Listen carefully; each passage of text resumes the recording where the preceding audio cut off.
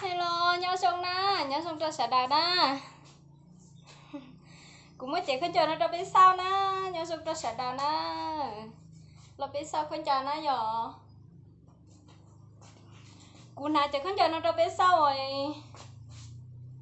Chúng có chấp lời đi na. Chúng có hình nè. Mua linh từ xài chú hai cho cú tao na giờ. Lúc trì nó, nếu như lúc trì nó, nếu chỉ lúc tía nó giờ nên chỉ tránh cái này, chả nên sợ tiền lúc tía nó giờ. Dân tí thì chỉ tránh để theo lịch báo để lúc trì nó nè, rồi có chấp lời đi nó, nã, trong mùa hè nó phù hợp chấp lời đi nó giờ. Rồi hình như là linh từ xài vừa hay ra cuốn na, rồi có hình đi nè. Tung cây này cho ít bùa cho chảo chi na, tung cây này cho ít bùa cho chảo chi mua plau xỉ na giờ mua 4 màu có 4 màu nhá. Màu đỏ đơ và màu xanh rêu và màu vàng này và màu đen nhá. Ai cần im mình nhá. Chỉ cần cho cân nặng chiều cao là có cái vừa nhá, là có bộ vừa nhá. Màu gì cũng được nhá, màu đỏ đơ này, màu vàng này, màu xanh rêu, màu đen nhá. Có 4 màu. Linh từ xài dúa hai đôi cú na, mua plau tù màu nó nhở. Mua plau tù màu na, mua linh từ xài dúa hai đôi cú na, tù màu đa nó thế màu đu thế, tù màu chúa và chầu thế, tù màu liếm muốn chỉ chầu thế, nửa rong cao hình đi na nhở. Cú chỉ mua sáng là nó na, chỗ màu đó nè. Tù màu đen thế, tù màu xanh rêu chè, mua thủ chỉ này dúa là na. Mua linh từ xài dúa hai đôi cú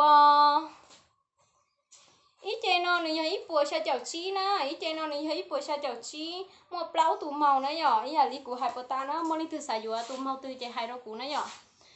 nét ná mù nó trống là nhiều tiền nét ná mù cả kia lò tao nè, nét ná mù nó trống lò tao, nét ná mù cả kia lò tao nó nhỏ, trong có chấp là li, nửa rong kiểu lút chi chơi rong nhà li nửa yêu ná to chơi, nửa rong gạo li lút tía nó nhỏ, rong gạo li lút tía nè, kha hình như nè. Thì khi nữa cô họ giờ lúc tí xưa họ nó nè giờ lúc tía chị giờ chỉ cho rong sẵn nãy chết chế này giờ thì khi nữa giờ lúc tí xưa nó giờ lúc tí xưa rong nãy chết chế sắp là đi muốn lên từ xài vừa hai đôi cũ này giờ muốn lên từ xài vừa hai đôi cũ nè lúc cho rong cao hình đi nè nhưng xong nè chỗ mua chỗ khâu lúc xưa chỗ khâu rồi nét ná mua sản nét trồng mua sản này giờ nét ná rồi chị khá hình như này giờ cú chỉ mua này cú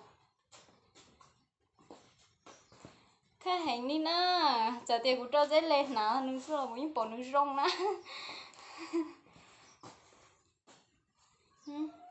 chúng có hình như họ phải cho chị nước rong nó xin nói giờ thì chỉ họ nói chúng có hình như nè đúng không họ nói lon đời nói chị lon xong tôi là non rồi nói chị xong tôi là non đấy giờ là rất sợ hình như nè là rất sợ chắp lời đi là sợ vừa dù sụt khinh thế này dù mỗi cân nặng thêm mỗi chiều cao mù lấy dù mỗi lò vừa đấy ạ chén tờ no chén thì cân nặng 40 họ chiều cao là 1m50 nhá lên từ lo thiên lên từ mẹ nó mua này ạ nè dù anh mua chiều cao cân nặng xứ nhưng tao là nãy giờ mua chiều cao cân nặng thì xa chảo chí xứ ít bữa xa chảo chí xứ chế nhưng tao nử na cho nhớ xe là nó mua đi từ xài dừa hai rau củ tao na mua đi từ xài dừa hai rau củ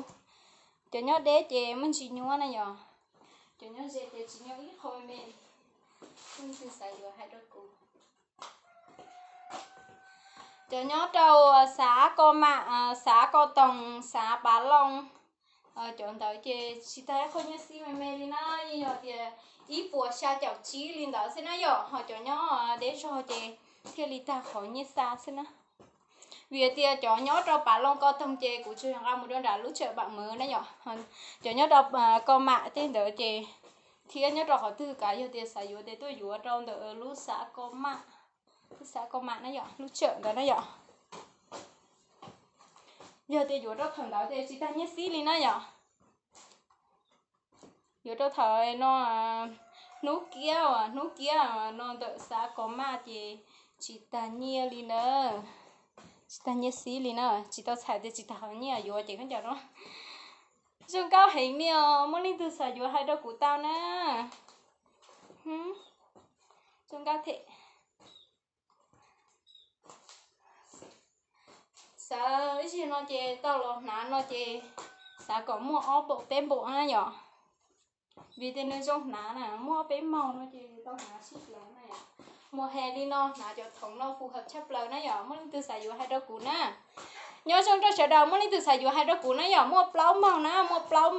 màu đỏ đô màu xinh reo và màu đen màu vàng nè nên từ xài dũa chè hai đứa cũ nó giờ tuần gây nó hơi ít bữa cha chào chí nên dũa chè nên gửi nên khó cân nặng tiết chiều cao đứa cũ sẽ chè nên những tao khó hẳn nên những tao bộ lò